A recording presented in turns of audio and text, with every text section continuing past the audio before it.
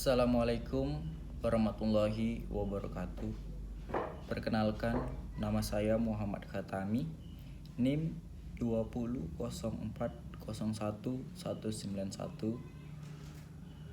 Di sini saya akan menjelaskan dari bab 9, yaitu pusat massa dan momentum linier.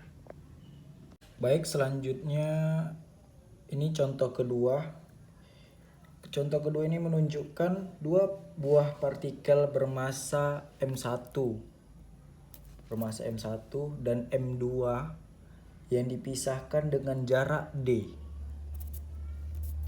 Sumbu X ditentukan secara sembarang sehingga berimpit dengan partikel M1. Posisi titik pusat massa atau TPM di tengah-tengah dari sistem dua partikel ini terletak di X TPM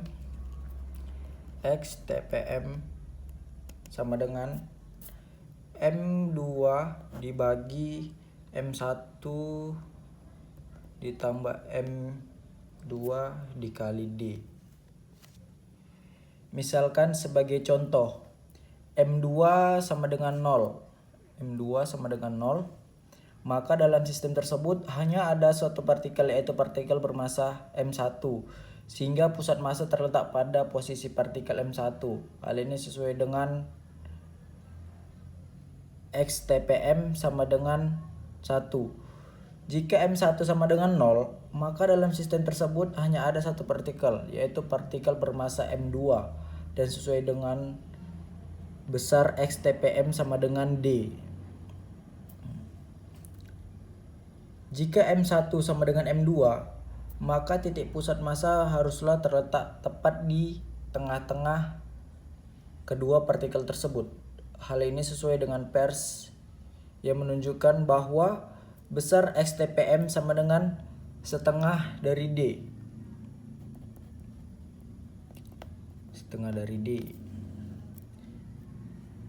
Menunjukkan bahwa jika besar M1 dan M2 tidak 0, maka tidak 0.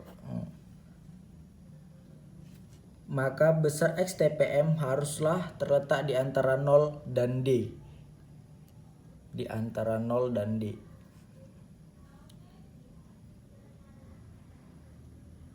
Artinya titik pusat massa haruslah terletak di antara kedua partikel tersebut. Berarti di sini. Kurang lebih seperti itu. Baik, kita mengarah ke gambar 92, gambar yang B. Gambar B menunjukkan situasi yang lebih umum, di mana sistem koordinatnya telah digeser ke kiri. Posisi titik pusat massa dua partikel ini sekarang terletak di X TPM sama dengan M1 X1 ditambah M2 X2 dibagi M1 ditambah M2. Perhatikan bahwa jarak X1 sama dengan 0, maka jarak X2 menjadi D dan berubah menjadi sebagaimana seharusnya. Perhatikan juga bahwa meskipun terjadi pergeseran sistem koordinat, titik pusat massa sistem dua partikel tersebut tetap terletak pada jarak yang sama dari masing-masing partikel. Oleh karena itu, kita dapat menulis menjadi X TPM sama dengan M1 X1 ditambah M2 X2 per M, di mana M adalah total massa.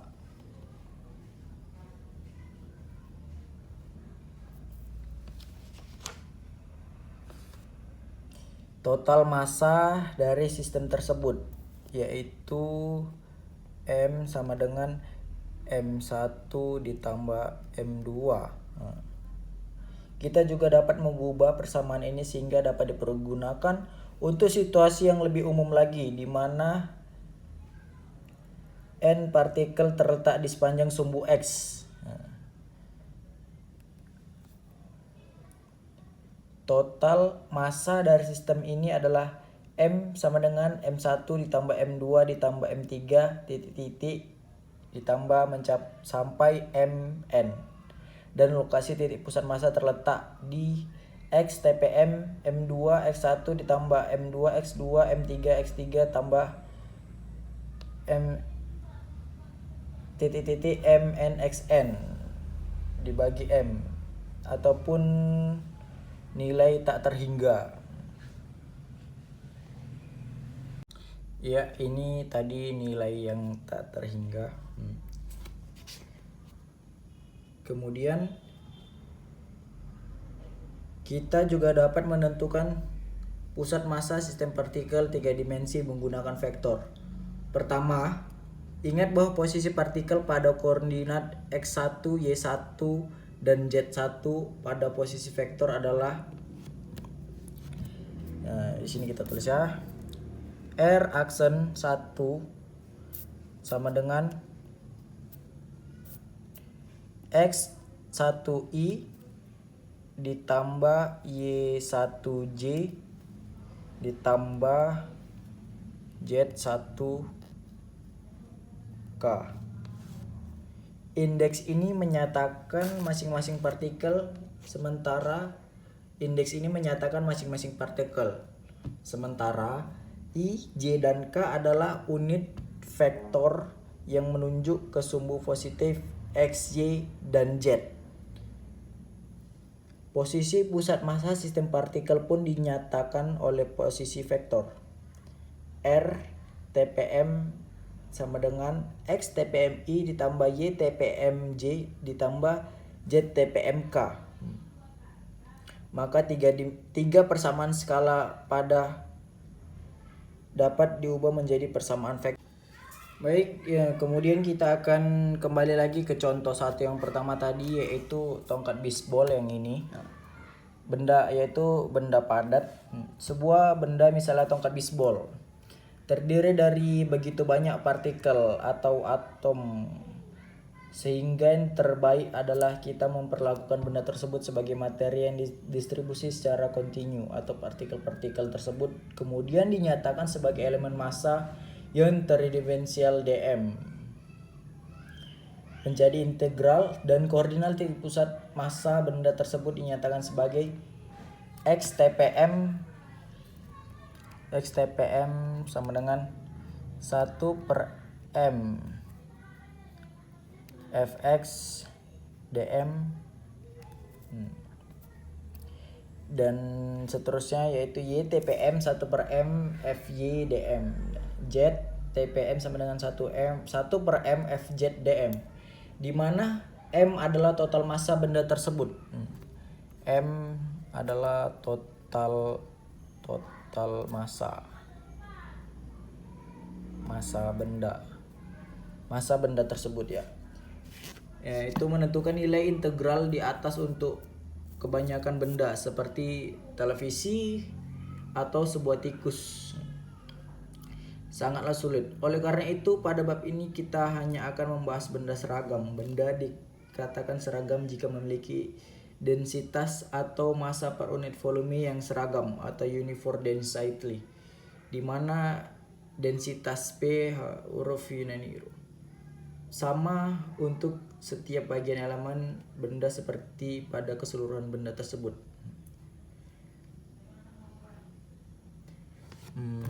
Yaitu P sama dengan dm per dv sama dengan m per v, di mana dv adalah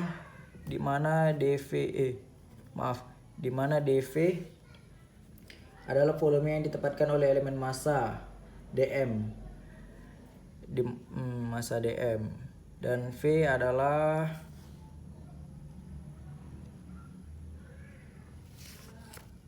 volume total benda tersebut dengan mengganti dm sama dengan m per v dv. Ya, hanya itu saja yang dapat saya sampaikan dari bab 9. Semoga bermanfaat. Lebih dan kurangnya saya mohon maaf apabila ada ucapan yang tidak jelas ataupun yang susah untuk dimengerti. Mohon maaf. Dan wabillahi taufiq wal hidayah. Wassalamualaikum warahmatullahi wabarakatuh.